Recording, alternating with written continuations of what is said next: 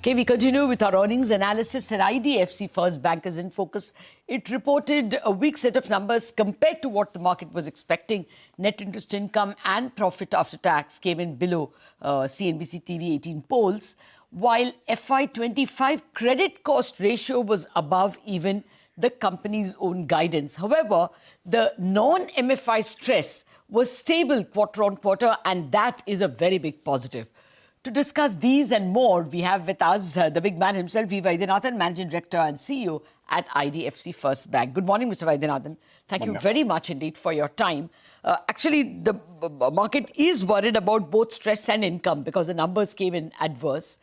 Can you first tell us about this whole credit cost issue? It's high. How do you see it going? It's higher than the guidance.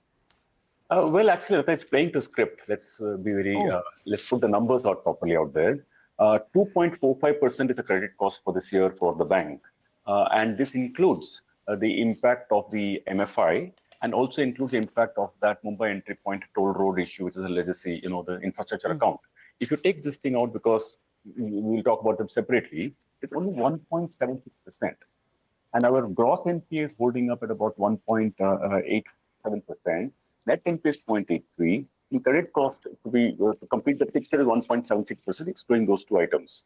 So actually, this is, like you rightly pointed out, that our MFI has been higher, but our core book, that's really good news, that it's very stable.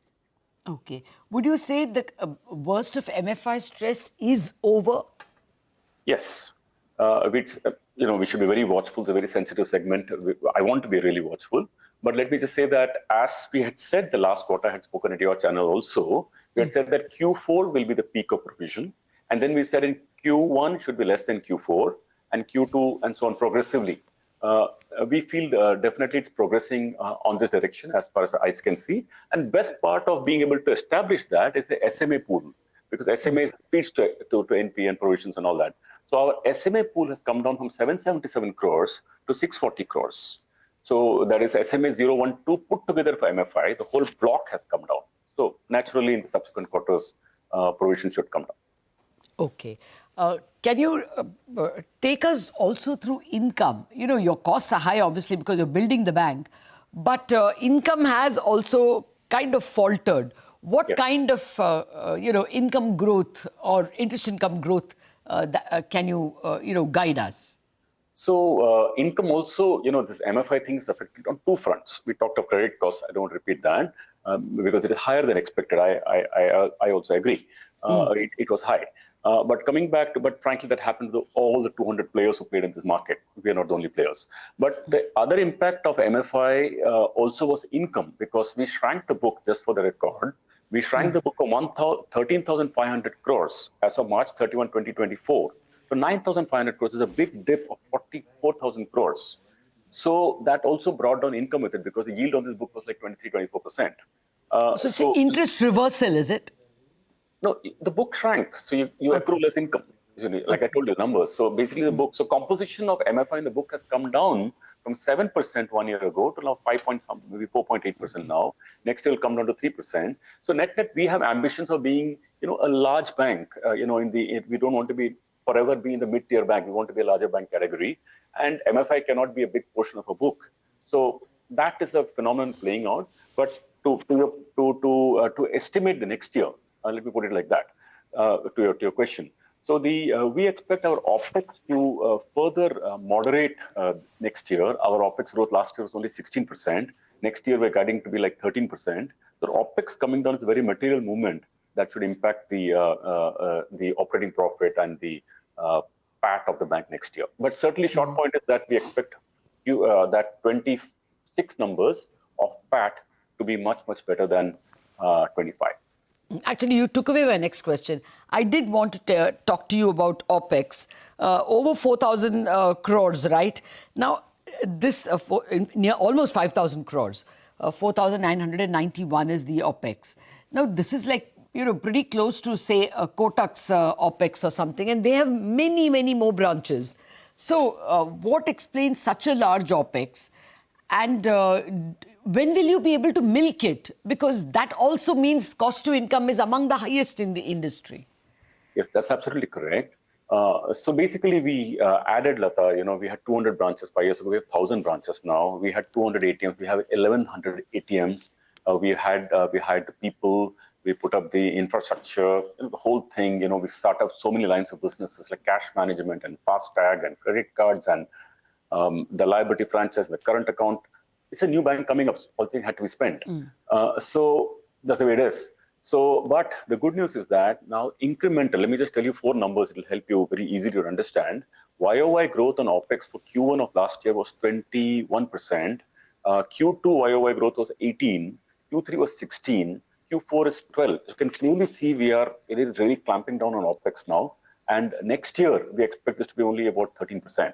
So we are really going after OPEX, and there are many ways of going after it. And that, we believe, is a material reason why our PAT also should look up next year. The other thing, Latha, is that I want to just put the correct numbers in front of everybody so that it's very clear to expect from us. While the loan book next year may grow up by about 20%, income growth will be like 14% because the microfinance component as a percentage will come down. But income comes down, income grows at a slower pace, but OPEX also grows at a slower pace. Operating profit will still improve next year meaningfully. Okay. So the slowdown in income growth will be countered by the slowdown in OPEX growth as well, is what you're saying. Absolutely. Right? And the year after that, now the bank is really well set because the machine's running, good franchise, good brand, all that has come. Now, when we look forward, let me say just 1 year forward, I don't want to get too far away, but let me say 27, we expect the income, OPEX to still grow only by that zone, like 13%, but we believe income will go up by 18 because by that time, the microfinance would be in the base case itself. So I really expect that 27 to be materially improved and 26 also to be much better than 25. Okay. But that also because you're stressing less on microfinance, your margins are coming down. I mean, you were 6 plus. Now you are a little short of 6% in terms of margins. What's the trend? If that will go down, then that again hurts income, hurts ROA. No, it's true. Absolutely, you're right. You called it right. So the way we look at, I'll just put some numbers out to just put some full clarity on this. So on the margins front, last quarter, which come down to something like 595, as we progress to becoming a large bank, I told you our ambitions of becoming one of them. So there'll be some sort of a moderation there. But let me give you a next 1 year picture. So we expect the repo rates to already come down to 25 basis points last quarter. We expect another 50 basis points to happen. So to the extent we have 30% of a book is linked to repo, we do expect the income to dip according to that amount. But good thing is that we're also going to cut the cost of deposits. Only today, might be just fresh off the press, we brought down our interest rates on fixed deposits to as low as the large banks. Okay. It's a very material development for us, like as low as the big banks. And, it was like a 200 basis points more than those banks 4, 5 years ago. It's now like match the rates. So when we drop the rates also, this also will come down. But together, impact on margin next year should be 10 basis points over Q4 of FY25. So 5.85 is what we should be prepared for, you're saying? For next year, vis-a-vis 595 of this year. Yeah, no, I see, that is understandable. You cannot always be at the 6% mark. But ultimately, as your OPEX, everything will crystallize in the ROA. So give us an ROA guidance. That also has fallen, which may, that perhaps explains why your stock is down 1.2% on a day when the market is up. The ROA would be a disappointment. What would your guidance be? So we believe that by end of this financial year, we should go back to the 1% kind of a leak. And I agree, it's like 0.3, 0.4%. We had that twin impact, right? Income came down, credit costs went up. Just a strange combination of events came together from MFI. As the impact of MFI recedes over the next 4 quarters, ROA should come back to 1% is what we are working towards. Okay. Do you release some money because of the lower LCR rules, especially in wholesale and even in retail, lower than at least the draft? Well, it's much better than the draft guidelines. in the draft guidelines, as per them, it is much benign because the draft guidelines, we had to put out 10,000 crores of extra cash to meet LCR. In the new guideline, our expectation is about 1,000 crores. So it's like markedly better. And 1,000 crores for a big bank like us is really nothing, or for a size of our bank, really nothing. Think of it like 1 or 2 basis points. Oh, that's excellent. So that also reduces costs or at least issue. improves margins in a big way. You have more money to lend to more profitable areas. So give us a guidance in terms of growth. Okay, the other vertical. What is the vertical you see giving you growth now that you've pulled back a little from microfinance? Will it be SME, MSME? What is your growth lever? So there are four segments we work with. One is the retail segment. Second is the SME segment. Third is the commercial segment. Commercial is the sitting between SME to the large corporate, that commercial segment.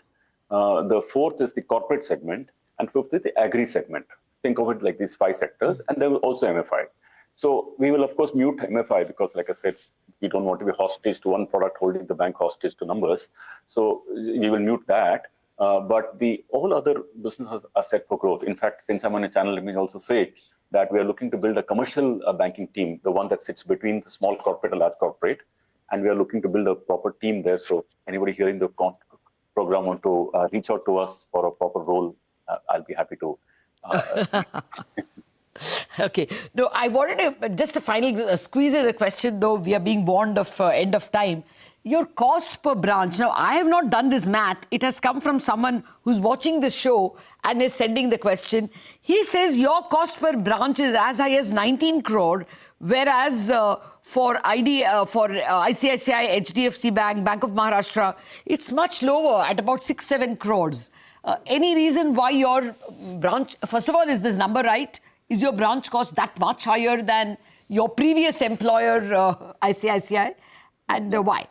No, my previous employer is a great bank. But let me just say that these numbers are not are absolutely wrong. Actually, very misleading way of comparing banks, actually, because cost per branch is pretty much the same like every other bank, except that we are less branch-heavy bank.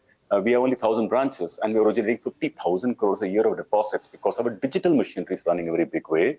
And then we have so many other businesses that are running. Like imagine we're setting a card business. If you go load the card OPEX or a cash management OPEX onto a branch, how does it make sense? So these numbers are not exactly the right benchmark.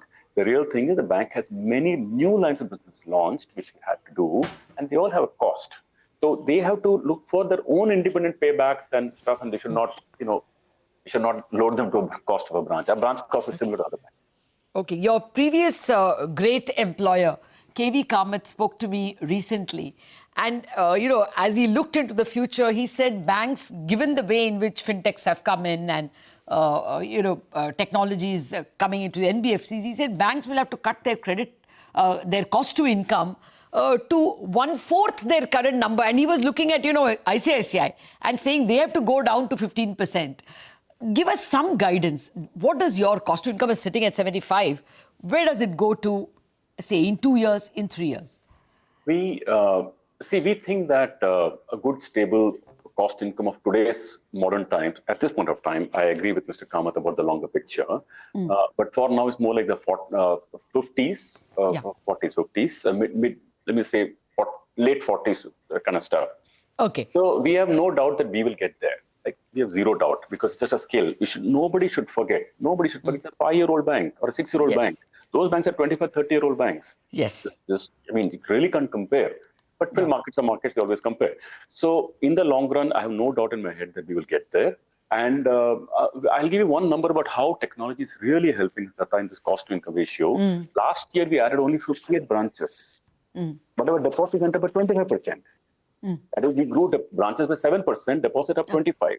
This year, we're planning to add branches only by 10%, but we expect deposits to grow by 23, 24%. Yes. So the power of technology is really showing at our bank, and we believe it will be material progress for the bank in the future. And finally, it's also helping with customer experience. Okay. No, there's no taking away that everyone who looks at your bank is impressed by the deposit growth, even under very difficult circumstances. So take your point with that, and congratulations for that. Thank you very much for joining us, Mr. Vaidyanathan. Out of time, we have to wrap up on Bazaar. On that note, the market's still in very high spirits. Chartbusters will take the action forward.